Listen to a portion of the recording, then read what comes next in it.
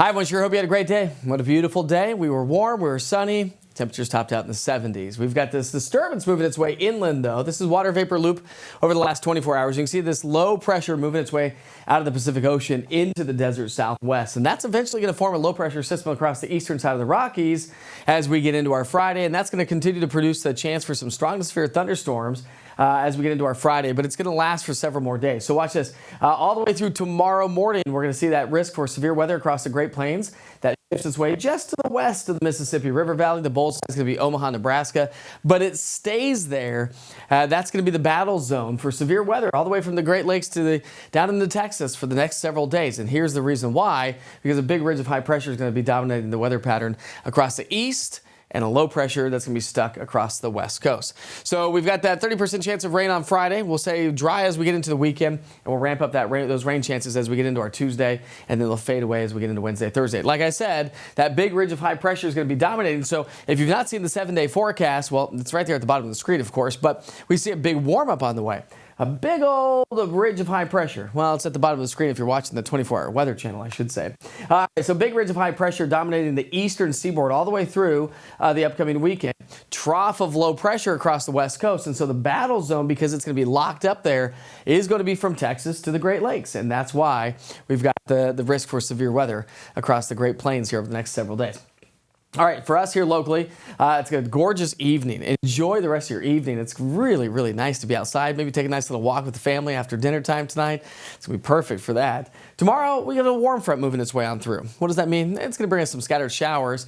It doesn't look like it's going to add up to a whole lot, but it's a warm front. It's going to lift the air, so we do have a chance for some showers developing tomorrow. And then as we get into the weekend, we are looking at more sunshine, especially on into our Sunday, with another cold front heading our way by next Tuesday timeframe. So look at these temperatures through the evening hours, 6, 8, 10. We're going to be in the 60s and 70s. I mean, just a picture-perfect evening to do some grilling in the backyard. And that, my friends, is exactly what the Witchers are going to be doing here tonight. All right, so as we look at our future cast overnight tonight, those high-level clouds have been creeping into the area. Here come those rain chances. Now, as we get into the morning rush hour, likely not to have a whole lot of activity. I think it's going to be late morning, early afternoon as this warm front lifts its way northward. So as we get into lunchtime, possibly rain-free, but into the afternoon, just a few spotty showers. It just doesn't look like it's going to add up to a whole lot. When you look at rainfall totals, you can clearly see the mountains and the Southern Valley will pick up the most. Well, it looks like it's going to be a lot, but that's not. We're talking less than 1/10 of an inch. So I'd say less than 1/4 of an inch of rain is anticipated. That's going to be a far reach for some of you on into our Friday. Friday morning lows start off with temps in the 50s, so not a bad start to the day. We'll see those temperatures climb back into the mid-70s as we get to, well, we'll go low 70s for the most part on into our Friday. The wind's going to pick up on Friday as well, so we've got warmer temperatures, we've got a chance for rain, and we have some breezy winds coming in out of the southwest. But the weekend, high pressure builds on in. That warms our temperatures in the upper 70s to low 80s, and that trend continues all the way into next week, where we'll see low 80s likely Monday, Tuesday, Wednesday, Thursday time frame, and that means low temperatures also are going to be on the mild side. And it may not stop there. Actually, the Climate Prediction Center and looks like the models are indicating above average temperatures for the first week of May and may be with us for the second week of May. Possibilities are definitely there.